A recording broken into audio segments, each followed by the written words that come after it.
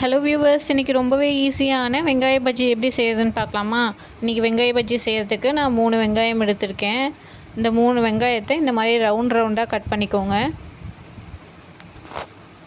ரொம்பவும் தின்னாக ரொம்பவும் மொத்தமும் இல்லாமல் இந்தளவுக்கு மீடியம் சைஸில் ரவுண்டாக கட் பண்ணிக்கோங்க. கட் பண்ணிவிட்டு இந்த மாதிரி அந்த லேயராக இருக்கும், அதில் ஒவ்வொரு ரவுண்டாக எடுத்து தனித்தனியாக பிரித்து வச்சுக்கோங்க.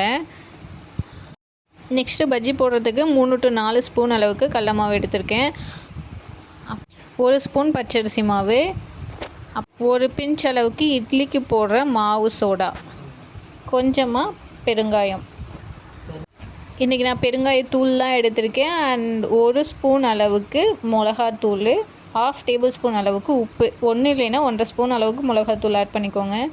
கொஞ்சம் கொஞ்சமாக தண்ணி விட்டு நல்லா திக் பேஸ்ட்டாக வர அளவுக்கு கலந்து வச்சுக்கோங்க. இந்த மாதிரி நல்லா திக்காக இருக்கிற மாதிரி கலந்து வச்சுக்கோங்க. அதுக்கப்புறம் நம்ம எடுத்து வச்சுருந்த வெங்காயத்தை இதிலையே ஆட் பண்ணி நல்லா மிக்ஸ் பண்ணிக்கோங்க. மாவு வெங்காயத்தில் இந்த மாதிரி நல்லா ஒட்டுற மாதிரி நீங்கள் மிக்ஸ் பண்ணிக்கோங்க. மிக்ஸ் பண்ணி விட்டுட்டு நெக்ஸ்ட்டு கடாயில் ஆயில் ஆட் பண்ணிக்கோங்க. பொரிக்கிறதுக்கு தேவையான ஆயில் காஞ்சதுக்கப்புறம் இந்த மாதிரி ஒவ்வொன்றா எடுத்து நீங்கள் எண்ணெயில் போட்டுக்கோங்க. எண்ணெயில் போட்டதுக்கப்புறம் ஓரளவுக்கு ப்ரௌன் கலர் ஆகிற வரைக்கும் வெயிட் பண்ணிவிட்டு, நல்லா ப்ரௌன் கலர் ஆனதுக்கப்புறம் இந்த மாதிரி ஒரு கரண்டியை வச்சு நீங்கள் எண்ணெயெல்லாம் ஃபில்டர் பண்ணிவிட்டு ஒரு பேப்பருக்கு மாற்றிக்கிட்டீங்க அப்படின்னா ரொம்ப டேஸ்டியான வெங்காய பஜ்ஜி ரெடி. நீங்களும் ஒன்ஸ் வீட்டில் இதை ட்ரை பண்ணி பார்த்துட்டு கமெண்ட் பண்ணுங்கள். இந்த வீடியோ உங்களுக்கு பிடிச்சிருந்ததுன்னா லைக் அண்ட் ஷேர் பண்ணுங்கள். மறக்காமல் சப்ஸ்கிரைப் பண்ணிடுங்க. நெக்ஸ்ட் வீடியோவில் பார்க்கலாம். பாய்.